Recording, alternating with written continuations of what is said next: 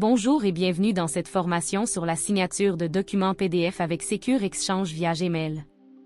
Assurez-vous d'avoir installé l'extension Secure Exchange sur votre navigateur web.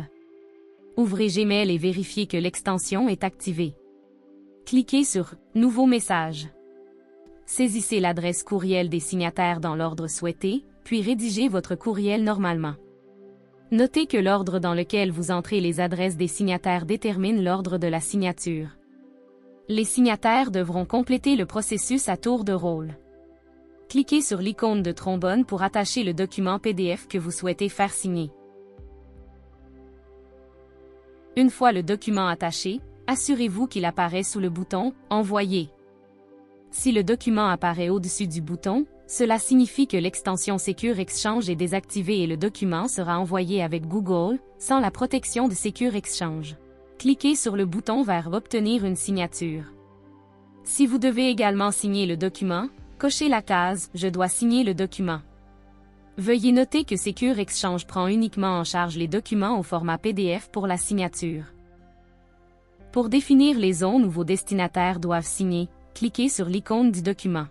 Une nouvelle fenêtre s'ouvrira avec votre PDF. Tracez les zones de signature pour chaque destinataire et sélectionnez le type de zone parmi les options suivantes: signature, initiale, texte, date, etc.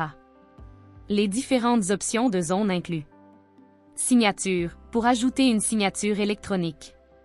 Initiale, pour apposer les initiales du signataire. Texte, pour remplir des champs de texte. Date, pour insérer une date de signature. Date piqueur, permet de choisir une date à partir d'un calendrier déroulant. Checkbox, pour valider ou accepter une information. Radio button, pour sélectionner une option parmi plusieurs choix. Pour gérer les signataires, accédez à la liste déroulante des destinataires en haut à droite de l'interface. Cette liste affiche tous les signataires ajoutés et vous permet de définir vos zones de signature pour chacun des signataires.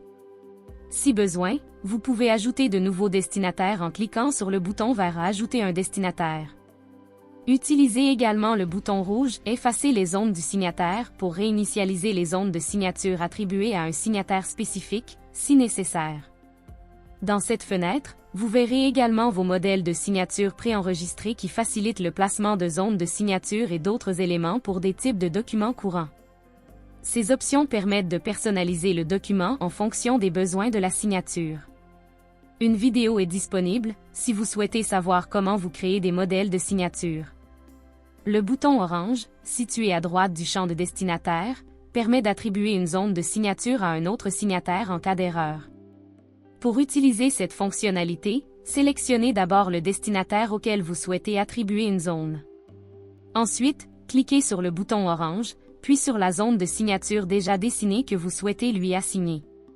Cela permet de corriger facilement toute attribution incorrecte de zone sans avoir à tout recommencer. Sous la liste déroulante, vous trouverez également plusieurs paramètres de signature. Utilisez des certificats de signature numérique pour apposer un certificat numérique, PKI, aux signatures. Ne pas ajouter de certificat de signature Secure Exchange au document. Pour exclure le certificat Secure Exchange si souhaité, prendre note que les certificats de signature Secure Exchange s'ajoutent automatiquement à vos documents de signature.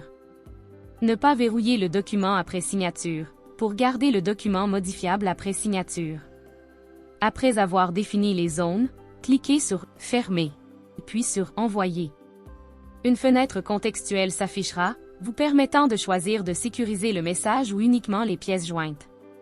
Nous recommandons de protéger uniquement les pièces jointes si le message ne contient pas d'informations confidentielles.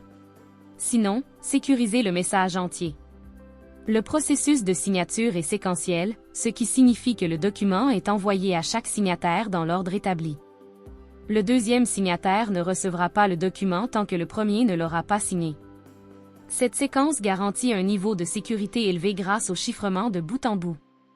Rien de plus simple. Secure Exchanges, c'est la cybersécurité simplifiée pour tous.